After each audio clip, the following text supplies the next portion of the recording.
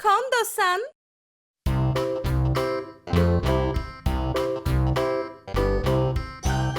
While taking a morning stroll, Rapunzel heard one of her neighbors crying.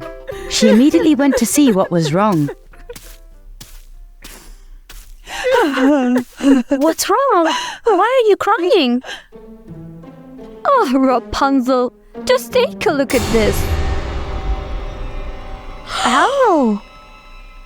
Your chickens, where are they? They're gone. Last night, I fed and petted each one of them. Today, they're gone.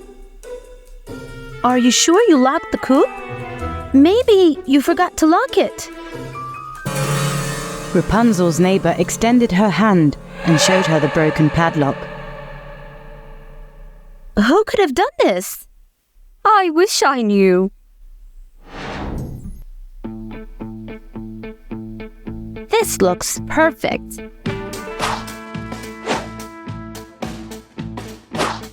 Ooh!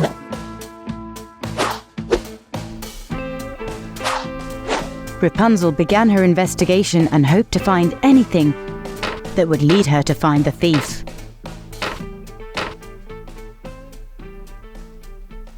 Find anything, child? No. But wait a second. Rapunzel found an earring on the ground. She took it in order to examine it closely. The thief must have dropped this. At least we now know we're dealing with a woman. What are you going to do? I'm going to find out whom this earring belongs to, but I need to find more clues. But there must be many women in town who have the same earring. How are you going to find its owner? True, there might be many, but there has to be a second one to it. Whomever has one earring missing, most likely it's the thief we're looking for. Rapunzel started going into various shops in town. While doing so, she also took a closer look at the customers' ears. She was hoping to find the missing pair. Rapunzel kept looking for the second earring till evening, but her efforts were in vain. Her poor neighbor started crying once again.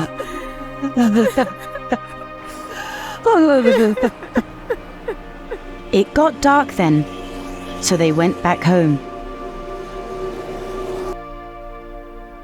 That night, Rapunzel couldn't sleep, pondering how to solve this mystery.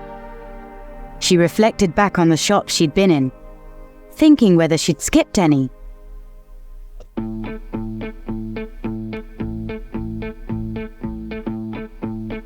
In the morning, as Rapunzel washed her face, she realized that she hadn't been to Evelia's newly opened store.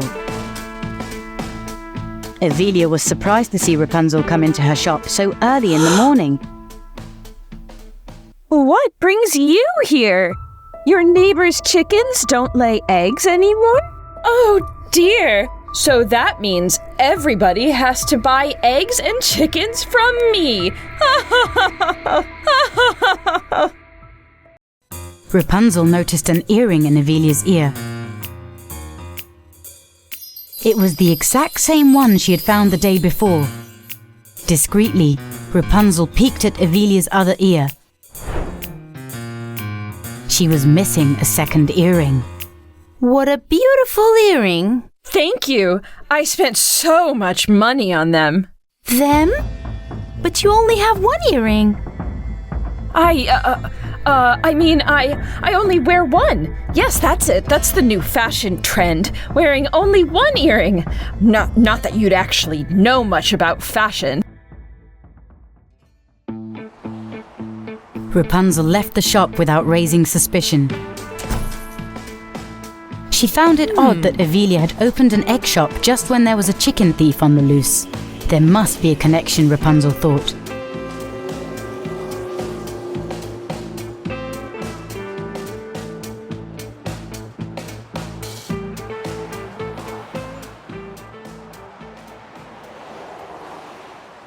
She immediately hid in the corner of the street and waited for Evelia to close her shop.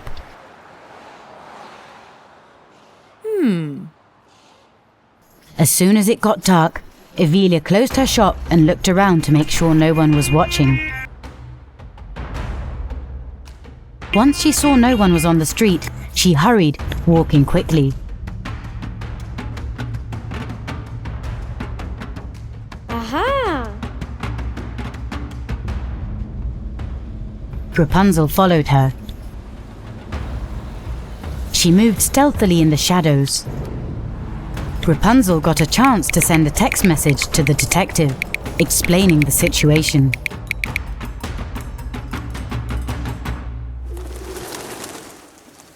Evelia walked for a long time and arrived at some desolate place. Rapunzel was still on her tail.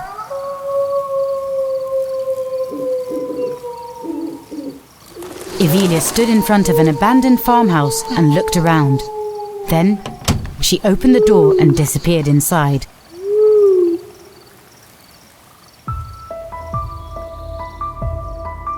Rapunzel worked up the courage and went inside through the door.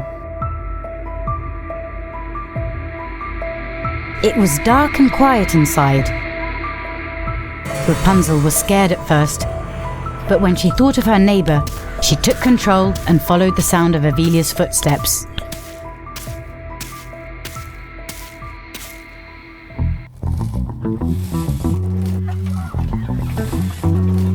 Now I've got you. Then, she decided it was time to catch Evelia red-handed. So you're the chicken thief.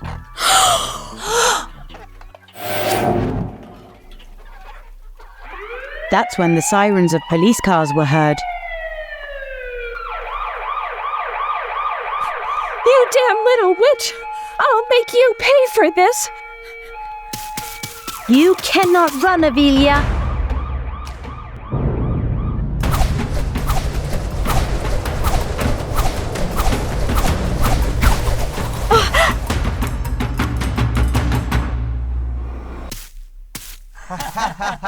Meanwhile, the detective and the other officers couldn't help themselves but laugh at Evelia.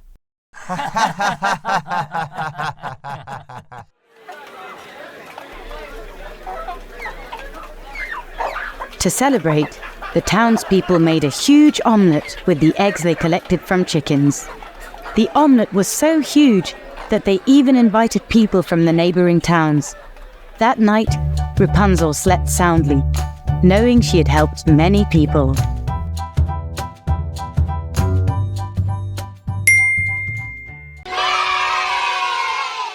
KONDOSAN! Once upon a time, in a faraway land, lived a boy named Aladdin.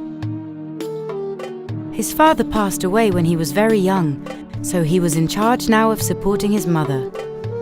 He would help people in the market and try to earn some money to bring food home, because they were very poor. But Aladdin was kind-hearted, so everyone loved him very much. One day, on his way to the market, a well-dressed, evil-eyed man approached him. Hello, young man. I need to ask you for a favor. I dropped my ring into a small crevice just ahead. I can't get in. Can you go in and get it for me? Together, they walked toward the crevice where the man had pointed out. The hole was just big enough for Aladdin to enter. He barely went through the hole. Inside, there was a small gas lamp which lit a cave. It was full of gold, money, and jewels. The man called out from above. If you found my ring, you'll also see an old lamp there next to it. I want you to bring me both of them. Aladdin was shocked at the sight in the cave, so he got very suspicious that the man only wanted an old lamp and a ring, while the place was filled with money and jewelry. This doesn't make any sense, but... Okay, I'm coming out. When he came to the top of the hole, the evil-eyed man yelled at him. Hurry! Give me the lamp! No, I need to get out first. If you don't do as I say, I'll leave you in there! Give me the lamp! I said no. Let me get out first. The man got very angry and trapped Aladdin there. Aladdin didn't know what to do in the dark, so he took the lamp and put the ring on his finger. At that moment, green smoke came out and a genie appeared before him. Frightened, Aladdin hid right away. Don't be afraid, Aladdin. I will do you a favor. I will grant you whatever you want. But you only have 3 wishes.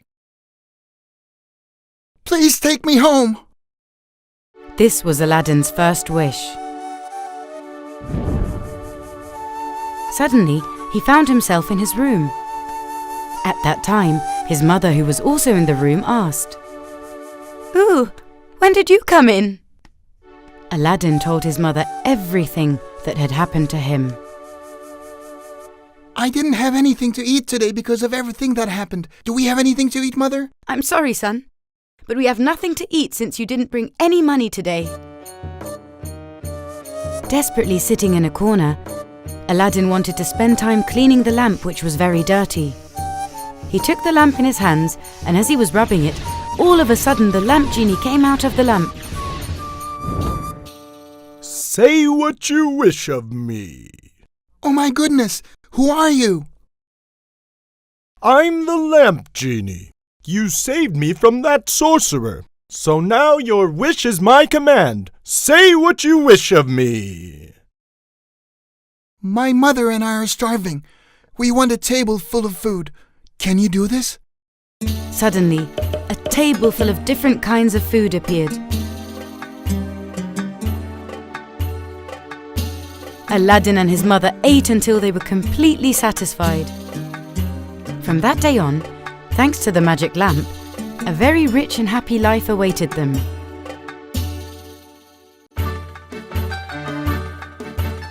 And that's what really happened. Years passed by and Aladdin became a young man. He was at the marrying age. Mother, I would like to get married. My dear son, I'm so happy. You'll have the most beautiful girl in the country, and I know just who that is. The Sultan has a beautiful daughter. Her name is Jasmine. What do you say?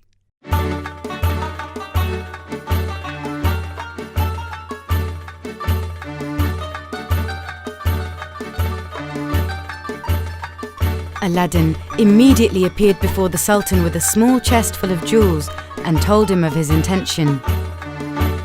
Dear Sultan, with your permission, I would like to marry your daughter. It's not that easy. Will you be able to grant my requests? Whatever you ask, dear Sultan. Then listen to me well. You will bring 100 soldiers. These soldiers will protect my palace, but all of them should have solid gold hearts in their hands. Your wish is my command, dear Sultan. Aladdin went back home and took care of this with the help of the lamp genie.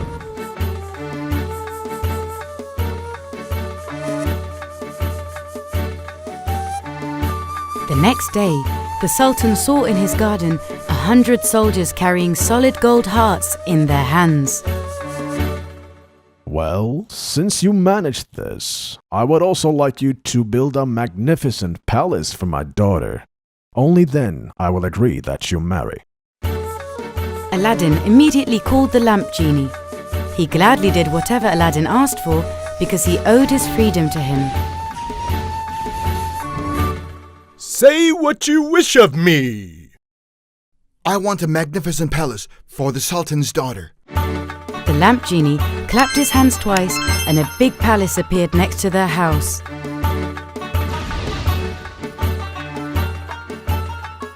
Since all of the Sultan's requests had been granted, he approved the marriage.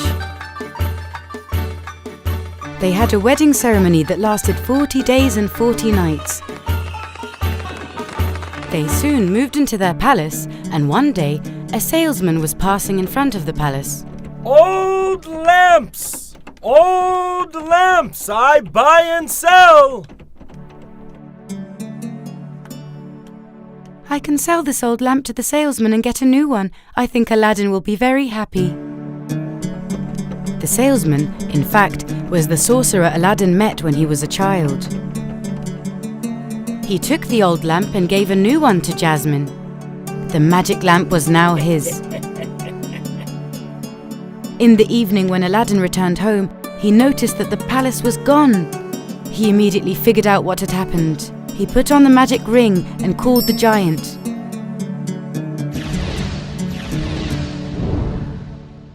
Say what you wish of me, but you only have 2 wishes left. Take me to Jasmine. Hurry up! All of a sudden, he was in the palace. When he went upstairs and peeked into the open door, he saw Jasmine serving the sorcerer and preparing the table. Aladdin got upset and waited for Jasmine to come to the kitchen. When she entered the kitchen and saw Aladdin, she was surprised. Aladdin, what's going on? Shh! Be quiet and wait. I will save you. Aladdin put the ring on his finger right away, and the giant appeared before him. You only have 1 wish left. Yes, I know. This is my last wish from you. Freeze the sorcerer and turn him into a sculpture. All right, here you go. Suddenly, the sorcerer froze and turned into a sculpture. Aladdin had his lamp once again, so he called the lamp genie.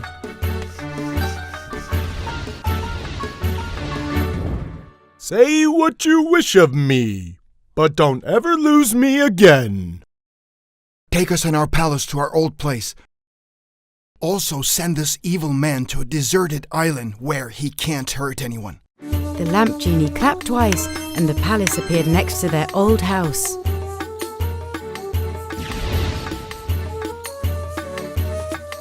Their mother was also with them.